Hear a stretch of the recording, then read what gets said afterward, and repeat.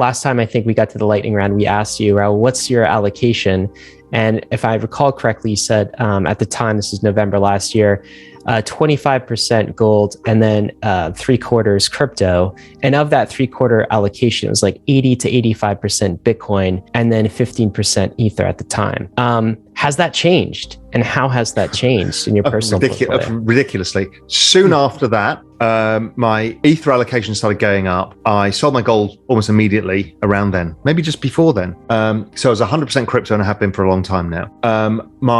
I'm now, depending where we are today, 55% ETH, 25% Bitcoin, and then a tail of an equally weighted basket of a mix of DeFi protocols, layer ones, interoperability stuff, and then some specific bets in kind of social tokens, metaverse, and other longer term macro bets that I want to express that view in. And, I'm just following the chart very closely of the Bitcoin ETH cross, and I think it's about to explode higher again. So I may end up selling all of my Bitcoin, which is a weird thing. And again, I'm not anti-Bitcoin, but I'll sell that to buy ETH. You may end up selling all your Bitcoin. Yeah, I've been fighting on myself for 2 months. Why not to? A 100% crypto portfolio with the potential of having 0% of Bitcoin. That sounds like you're in Ethereum. Am I a total degen now? Is that what you're telling me? Yeah. You fit right into us. I think you fit right in here. That's for sure. Well, so what's you said some things like you're debating with yourself on whether to do that or not. Why wouldn't you do that? I don't know. And part of it, it's the part of the backlash from doing it. And also I spend a lot of my time speaking to, for no reason than to help the community, is I speak to a lot of institutions, sovereign wealth funds, and everything about adoption, and Bitcoin is the thing.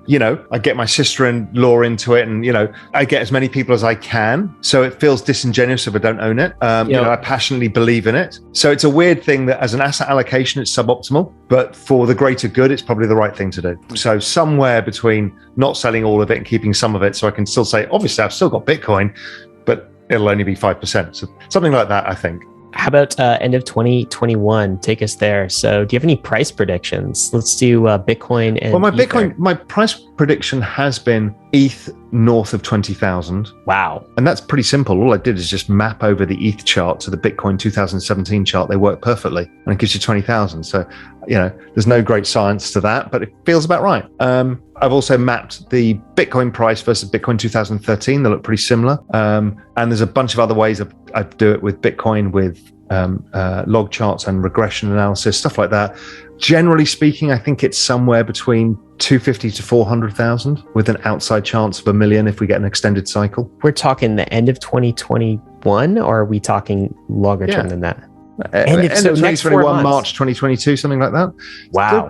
Don't forget that they usually go up 5 to 10x in the last 3 months of the year.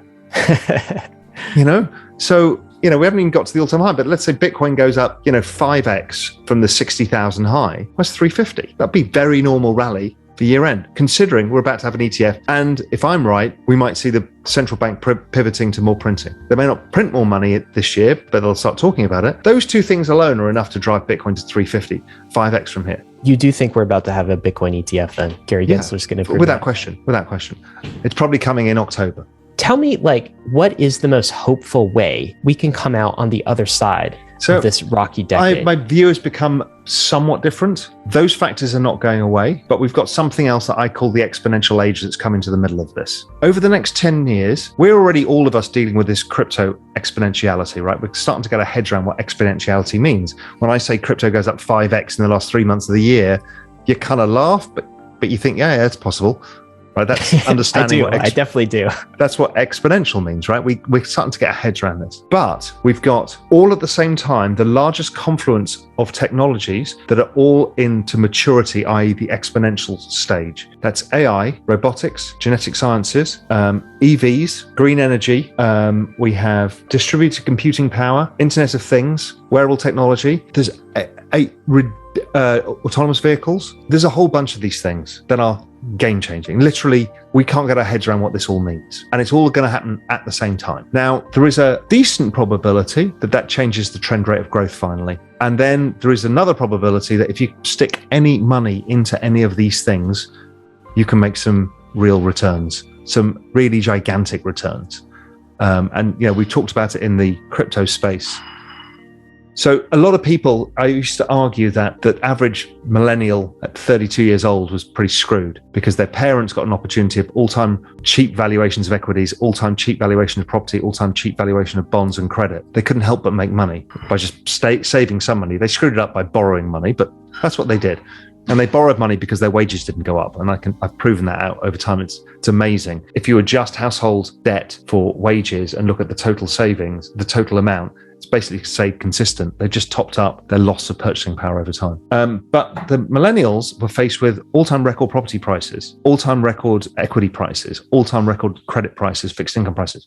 So what was their marginal expected return was so low that they didn't bother saving. Then 2020 came along and it changed everything because you financialized a whole lot of them in one go. And crypto is a lot of this opportunity, and a lot of them are investing in stuff like ARK, which is these long shot future things. And I think that's dead right. I think there's a huge opportunity for people, both in building businesses, investing in stuff, and just the chance for society to adapt at a rapid pace. But it's going to leave a lot of people behind because people fear change. And if you're not used to it, you're going to get terrified. I mean, look at the narratives that are going on right now. Vaccine, anti-vaccine. What is that about? Technology. Elon Musk, self-driving cars, Tesla, the hatred and the love. What is that about? Technology. Cathie Wood. I mean, why people are creating an anti-Cathie Wood ETF? That's beyond me. Why? Technology. What is going on with global warming? Why do people fear that? Technology. Why do people fear Bitcoin? Technology. Why do Bitcoin people fear Ethereum? Technology. It's this unprecedented rise in technology that is making us all feel like, Christ, I can't keep up. And I don't want things to change as fast. And that's driving societal problems on a scale, and that's not going away unless society participates in change and benefits. But we're still fighting about a vaccine saying, there's a benefit, basically free for everybody, and half the people don't want it because it's technology. Oh my God, you're messing with my DNA. I mean, but that will change over time. People get accepting of stuff that they weren't accepting of before. So do you think that pattern of cycles, the cyclical nature of boom and bust nature of crypto, is that going to continue? Or is this going to change now that we've kind of elevated ourselves into the mainstream? I think cycles morph and change over time. But humans by definition tend to be cyclical in what we do. GDP is cyclical, credit is cyclical, equities are cyclical, commodities are cyclical. So there's something inherent within how humans get excessively pessimistic and excessively optimistic, that it's cyclical. Is it driven by the halvening? Probably. Will that continue in due course? Maybe not. But there'll still be a cyclicality, and it'll keep moving around. If you look at the GDP cycle, it used to be kind of every 3 years, peak, trough, peak, trough, peak, trough. Then we got to modern central banking, and it started being like a 4-year cycle. And then we've seen the last one was a significant period of time, 2009 till 2020, 11 years.